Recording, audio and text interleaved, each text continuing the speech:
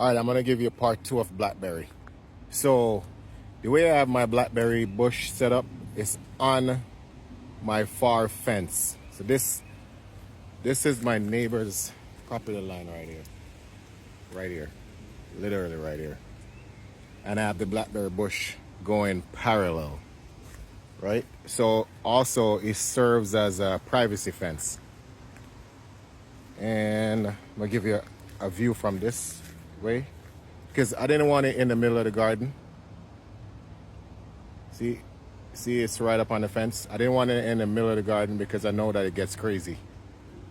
And there's one more thing I did to kind of keep it under control, because what happened is the blackberries, they're gonna shoot suckers or cane. They call them canes. They're gonna shoot. You could look right here. There's one right here.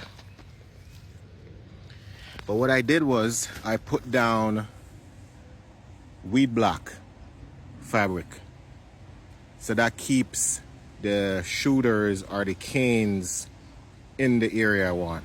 I'm gonna go on the underside and go on the back so you could get a better view. So here we go. I'm gonna go on there. So this is the bird mesh to keep the birds out. It does its thing. It's not 100% perfect either. All right, so this is on the back side. That's my neighbor's property line. It goes all the way down there. All right, so we are under the blackberry bush right now, and I have 4 cutouts where I planted the blackberries. These red shoots right here, these are the new canes, are the new shooters. So these are gonna produce blackberries next year.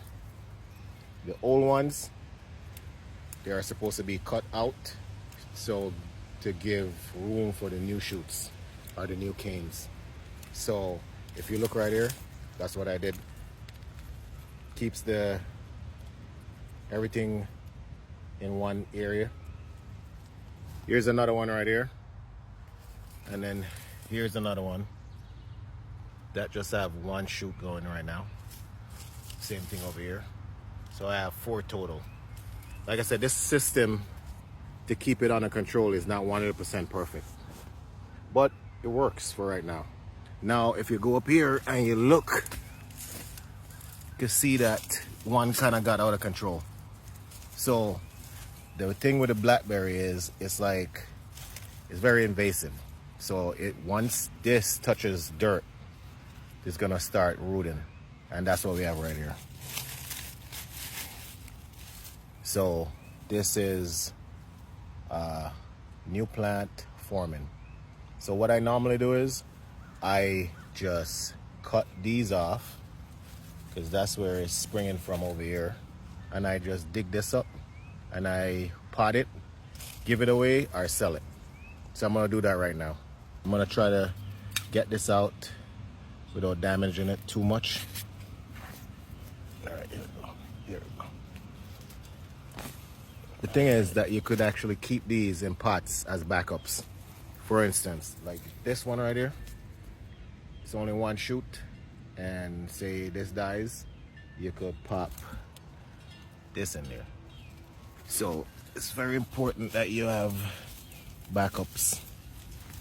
These are all backup plants or gifts. So if you choose to do the same thing I'm doing, you want to make sure that you're gonna get the mesh, got to be big enough that the bumblebees could get to the flowers, because the flowers are starting to open right now.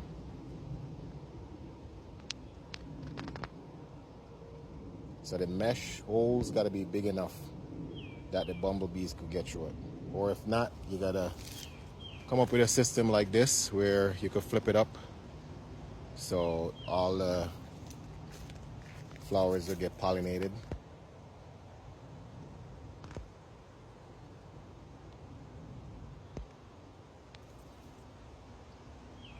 Yep, it's a lot of flowers.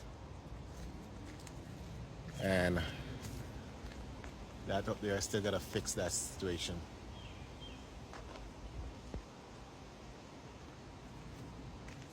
So let's recap. If you're gonna do this, make sure it's all the way up on a fence, so it serves as a privacy fence. But make sure that you have enough space in the backside to walk behind there.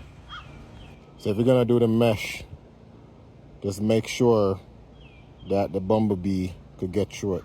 So when it's stretched, they could figure their way through it. And the most important part of it is putting down the weed block fabric. So you put that down, and that's gonna minimize the spreading of the blackberry bush. So you just cut some holes where you want the blackberry to grow, and that's it.